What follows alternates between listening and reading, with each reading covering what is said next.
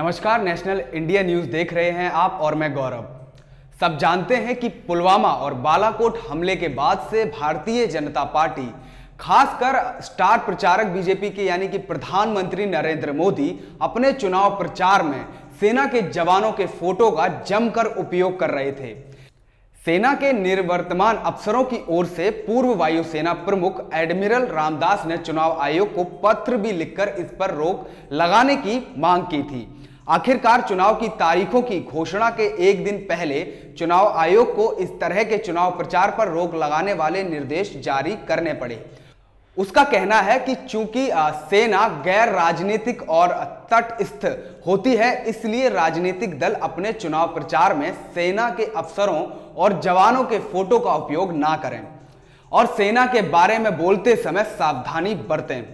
बड़े ही शर्म की बात है कि चुनाव आयोग को राजनीतिक दलों के मुखियाओं के नाम से लिखे पत्र के जरिए अप्रत्यक्ष रूप से देश के प्रधानमंत्री को यह ताकीद करना पड़ा।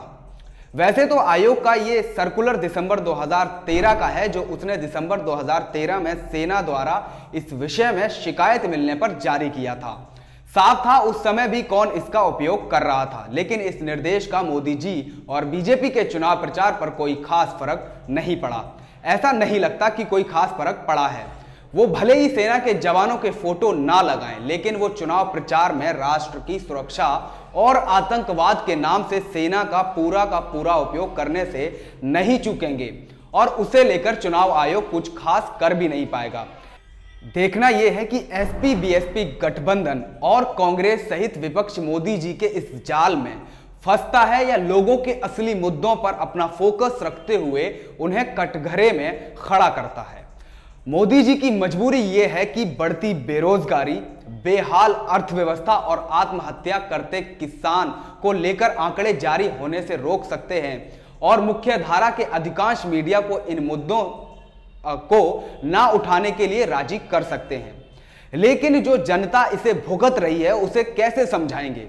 और उनके पास इसका एक ही तरीका है, भावनात्मक मुद्दों पर जोर दो, जनता को उलझा दो, आपस में लड़वा दो। इस समय घर घर में हर व्हाट्सएप ग्रुप में लोग दो भाग में बंट गए हैं। जो सवाल करे उसे देशद्रोही बताओ, पाकिस्तान की मदद करने वाला करार दो।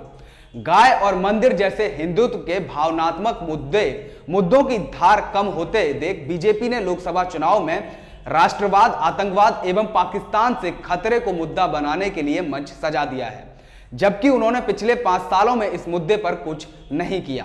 एसपी बीएसपी गठबंधन, कांग्रेस और अन्य विपक्षी पार्टियों को जहां इस मुद्दे पर मोदी सरकार की विफलता को उजागर करना चाहिए, वहीं इस मामले में बीजेपी के जाल में फंसने की गलती नहीं करनी चाहिए। बीजेपी इस मामले में विपक्ष, खासकर एसपी बीएसपी गठबंधन और कांग्रेस को उकसा रही है, क्योंकि बीजेपी चाहती है कि वो उनके इस जाल में फंसें, क्योंकि विपक्षी दल इस मामले पर उसकी उग्रता को मात नहीं दे सकते। विपक्ष को यह समझना होगा कि युवाओं में रोजगार, किसानी में व्याप्त अप्रत्याशित संकट, बहुजन, आदिवासी एवं अल्पसंख्यक वर्ग पर बढ़ते अत्याचार और रोजगार के घटते अवसर जैसे हर वर्ग के अनेक मुद्दे हैं जिस पर वो मोदी सरकार को घेर सकती है।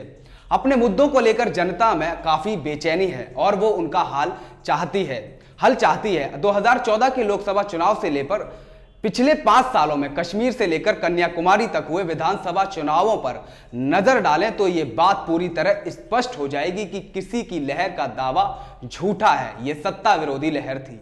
ये बात अनुराग मोदी ने अपने पिछले साल लिखे एक लेख में स्पष्ट की है। इस बार ये लहर बीजेपी के खिलाफ है। ये सच्चाई अमित शाह और नरेंद्र मोदी की जोड़ी अच्छे से जानती है। मध्य प्रदेश, राजस्थान एवं छत्तीसगढ़ के विधानसभा चुनाव परिणाम इस बात को एक बार फिर रेखांकित कर दिया है। यहाँ कांग्रेस की जीत में बहुजन, आदिवासी एवं अल्पसंख्यक वर्ग का प्रमुख हाथ है।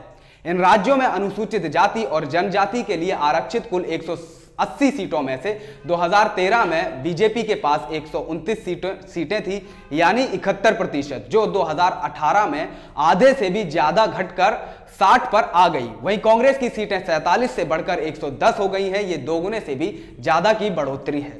जबकि कांग्रेस ने यहां बहुजन, आदिवासी और मुसलमानों, अल्पसंख्यकों के लिए कोई विशेष एजेंडे की घोषणा भी नहीं की थी, मगर फिर भी इस वर्ग ने उनका साथ दिया, क्योंकि बीजेपी के हिंदुत्व के एजेंडे से सबसे त्रस्त ये वर्ग था।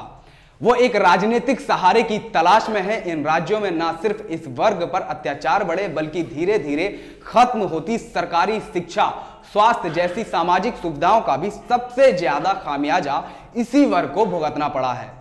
ये वर्ग हर मामले में लगभग पूरी तरह से सरकारी सुविधाओं पर निर्भर है। ये सुविधाएं न सिर्फ मिट रही हैं, बल्कि जो है उसके उपयोग के लिए भी कई दिनों तक कागजी कार्रवाई करते करते व्यक्ति थक जाता है। एसपी और बीएसपी ने रालोद को अपने साथ ले जातिगत गणित के जरिए उत्तर प्रदेश में शाह और मोदी के अभेद किले में बारूद लगाने की तैयारी कर ली है। अगर कांग्रेस और अन्य विपक्षी दल भी व्हाट्सएप और मुख्य धारा के मीडिया में हो रहे प्रचार से ध्यान हटाकर अन्य राज्यों में हो रहे दलित, आदिवासी, अल्पसंख्यक और पिछड़ों के असली मुद्दे समझ लें, तो उससे न सिर्फ देश की राजनीति से उग्र भावनात्मक मुद्दे पीछे छूटेंगे, बल्कि इससे आम जनता का राजनीति पर विश्वास कायम होगा। देश के स्तर पर बहुजन, आदिवासी, अल्पसंख्यक वर्ग का वोट किसी भी दल की जीत तय करने में सक्षम है, और ये वर्ग ना तो टीवी की उग्र बहस से प्रभावित है और ना ही इस एजेंडे से कोई ज्यादा वास्ता रखता है। पिछड़े भी इस उग्र एजेंडे से काफी त्रस्त हैं। एसपी बीएसपी गठबंधन और कांग्रेस सहित संपूर्ण विपक्ष को चाहिए कि वो बीजेपी के उग्र एजेंडे में फंसने से बचे और असली मुद्दों पर विशेष फोकस रखे। आप देख रहे थे नेशनल इंडिया न्यूज। शुक्रिया। अगर अभी तक आपने चैनल को सब्सक्राइब नहीं किया है तो प्लीज़ सब्सक्राइब कीजिए और ताज़ा अपडेट पाने के लिए बेल आइकन को दबाना ना भूलें।